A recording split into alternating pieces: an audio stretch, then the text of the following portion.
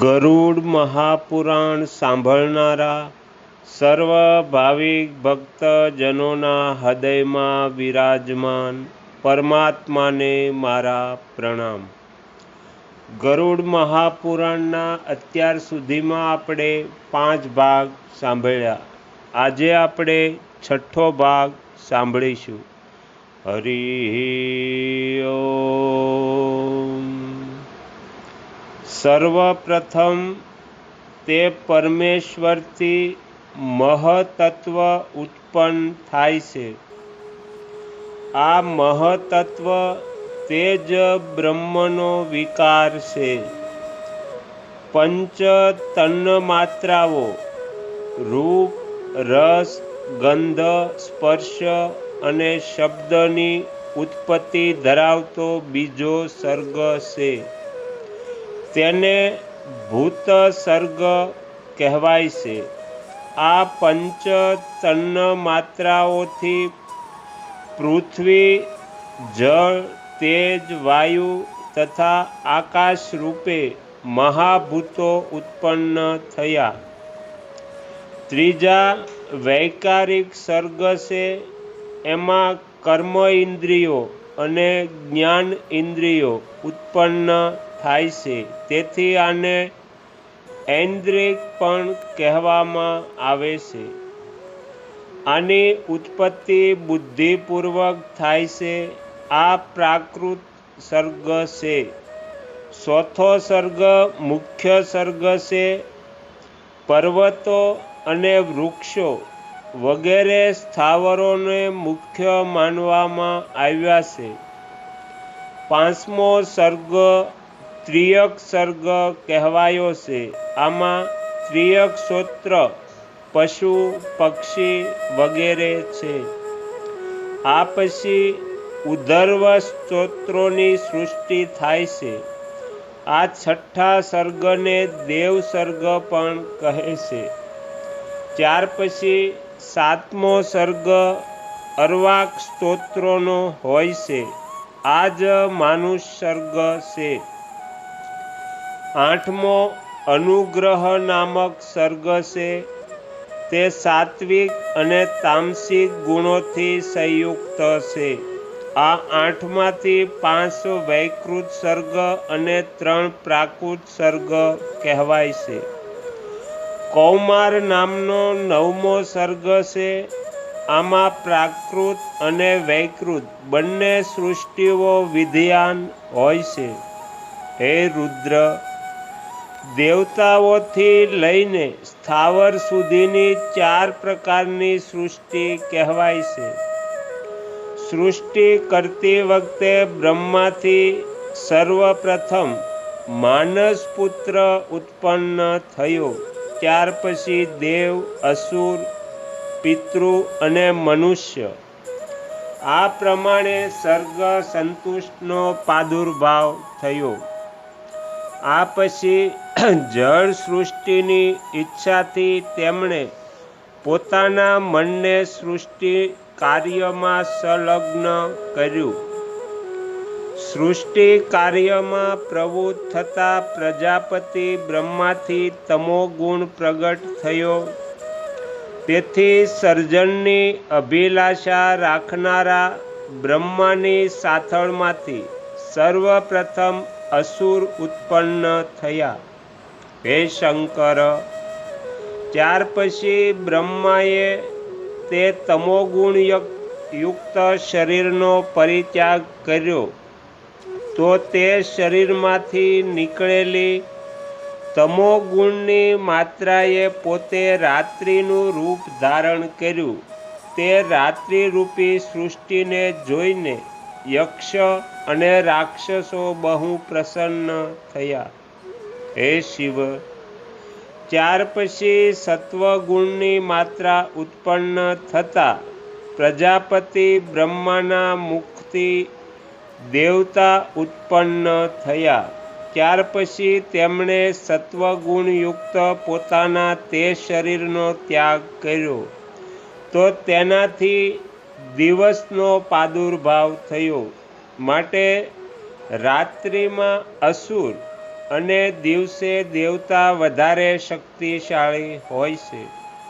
ત્યાર પછી બ્રહ્માના તે સાત્વિક શરીરથી પિતૃગણ ઉત્પન્ન થયા.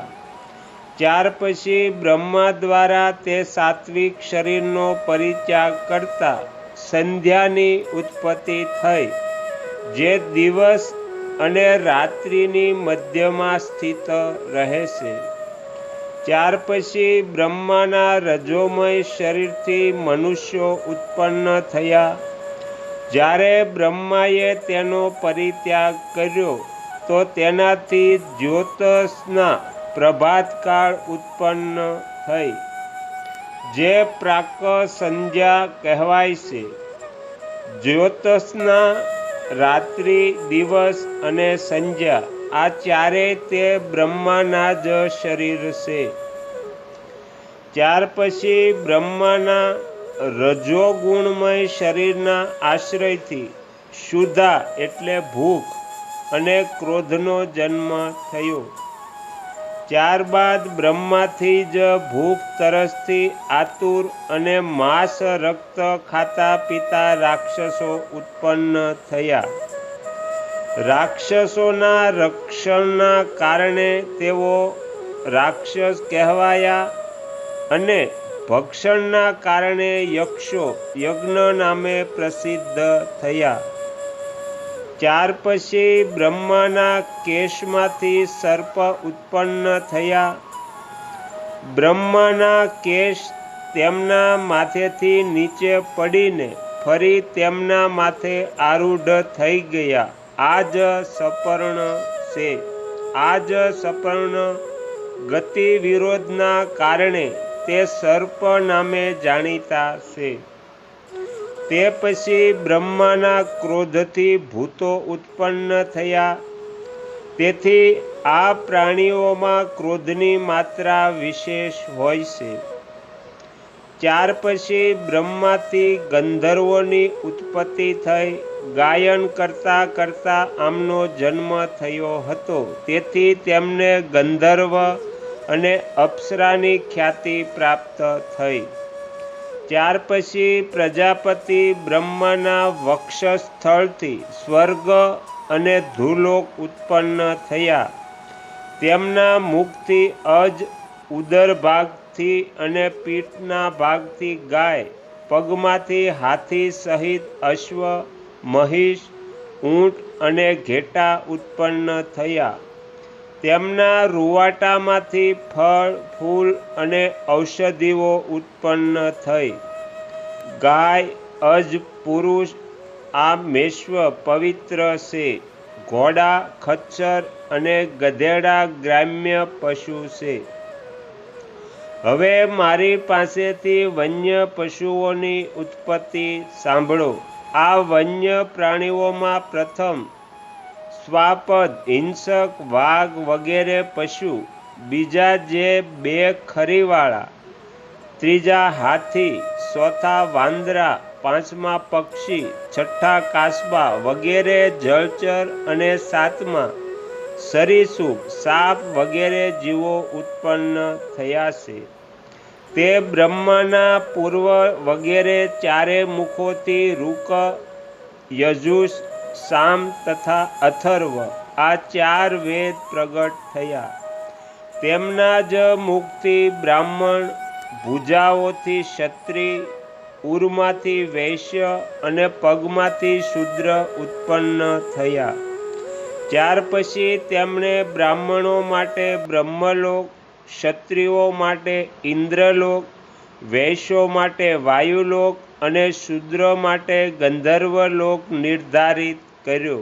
તેમણે જ બ્રહ્મચારીઓ માટે બ્રહ્મલોક, સ્વધર્મ નિરિત ગૃહસ્થનું પાલન કરનારા લોકો માટે પ્રાજાત્ય લોક, વાનપ્રસ્થીઓ માટે સપ્તર્ષિલોક અને સંન્યાસી તથા ઈચ્છા મુજબ સંદેવ વિચરણ કરનારા પરમ તપોનિધિ માટે અક્ષયલોકનું નિર્ધારણ કર્યું. તો અહીંયા ગરુડ મહાપુરાણનો 6ઠ્ઠો ભાગ સમાપ્ત થાય છે. હવે પછીના વિડીયોમાં આપણે 7મો ભાગ સાંભળીશું. તમે તમારો કિંમતી સમય આપી એકાગ્ર ચિત્તે પ્રસન્નતાપૂર્વક ગરુડ મહાપુરાણ સાંભળ્યું એ બદલ હું આપ સૌનો ખૂબ ખૂબ આભાર વ્યક્ત કરું છું અને આશા પણ રાખું છું કે તમને સાંભળવું ગમ્યું હશે. જો ગમ્યું હોય તો બીજા 5 લોકોને પણ સંભળાવજો. શ્રી સદગુરુદેવની જય. આગળના વિડીયો જોવા માટે આ ચેનલને સબસ્ક્રાઈબ કરો અને જો આ વિડીયો પસંદ આવ્યો હોય તો લાઈક કરો.